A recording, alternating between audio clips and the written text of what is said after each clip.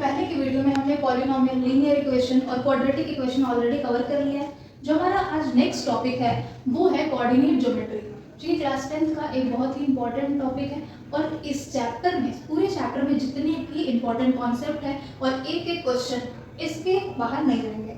आप प्लीज़ पूरी वीडियो को देखें, बहुत ही हेल्पफुल होने वाला आपके लिए। तो हम लोग इसमें टाइप वाइज डिस्कस करेंगे और जो सबसे पहला टाइप है वो है डिस्टेंस फॉर्मूला, कि जब भी हमें लेंथ फाइंड करनी है और जो दो पॉइंट है वो कोऑर्डिनेट के फॉर्म में गिवन है ए और बी, तो हम लोग डिस्टेंस कैसे फाइंड करें। तो डिस्टेंस फाइंड करने के लिए जब हमें एक लाइन दिया हुआ है और लाइन का कोऑर्डिनेट गिवन है ए एंड बी, तो x1 और y1 और x2 और y2 जो a और b का कोऑर्डिनेट है, सबसे पहले क्वेश्चन में x1 और y1 और x2 और y2 की वैल्यू को हमें लिख लेना है और जो डिस्टेंस फॉर्मूला अप्लाई करना है वो है root under x2 minus x1 का whole square plus y2 minus y1 का होल स्क्वायर।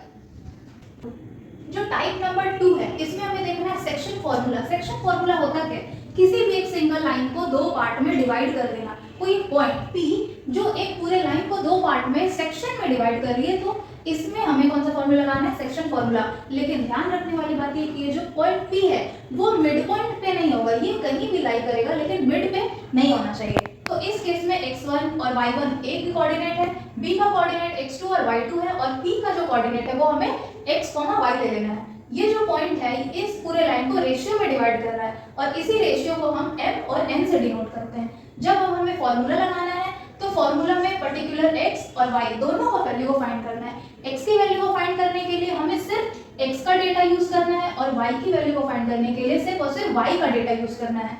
तो जब हम लोग x का वैल्यू फाइंड करेंगे तो x1 और x1 के पास में m है तो m को ना लेकर दूर वाला n को लेना है। तो x1 into m plus x2 into m divided by m plus n, दोनों में ही डिनोमिनेटर में m और n को ऐड करना है।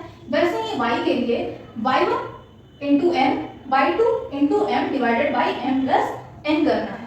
टाइप नंबर 3 में अब हमने देखा सेक्शन फॉर्मूला के में कि P जो है वो मिड पॉइंट नहीं होना चाहिए, लेकिन अगर P मिड पॉइंट है, डायरेक्ट क्वेश्चन में अगर हमें गिवन है कि P मिड पॉइंट में ही लाई कर रहा है, तो हमें जो फॉर्मूला लगाना है x का कोऑर्डिनेट और y का कोऑर्डिनेट को फाइंड करने के लिए वो होगा x x1 plus y1 divided by 2 और y के लिए y1 plus y2 divided by 2।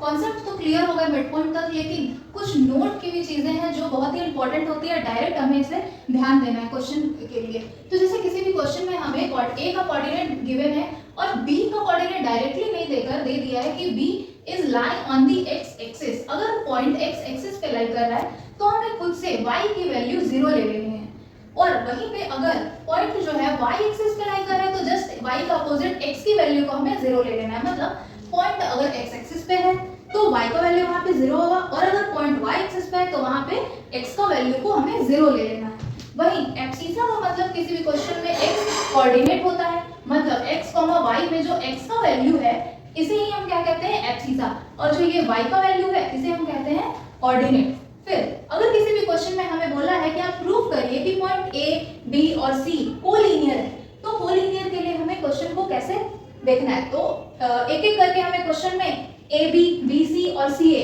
Using distance formula root under x2 minus x1 का whole square plus y2 minus y1 का होल स्क्वायर लगा के a b b c और c a तीनों calculate कर लेना है। और फिर a b और b c को ऐड करने से अगर c a के इक्वल है, इन केस a b का वैल्यू 5 आ गया और b c का वैल्यू 4 आ गया, तो ऐड करने पे ये कितना आया 9, और c a का वैल्यू 9 अगर गिवन है तो हमारा जो पॉइंट है a b और c वो कोलिनियर है, सेटिस्फाई कर जाएगा। लेकिन अगर CA का वैल्यू 9 ना देके 10 दिया हुआ है तो फिर ये जो पॉइंट है ABC वो कोलिनियर नहीं रहेगा। किसी भी क्वेश्चन में अब अगर हमें AB = 2PB इस टाइप का कुछ देखने को मिलता है तो सेम कैटेगरी वाले को हमें सेम साथ में रखना है। जैसे AB के साथ PB को लेके चले जाना था क्योंकि मल्टीप्लिकेशन में, तो इधर डिवीजन में आ गया तो बच गया यहाँ पे 2 और 2 के नीचे 1 हो गया। ठीक है, तो यहाँ से हमें क्या पता लगा, अगर एक पूरा लाइन AB है तो AB की वैल्यू यहाँ से 2 पता लग गई और PB की वैल्यू यहाँ से 1 पता लग गया, तो ऑटोमेटिक यहाँ से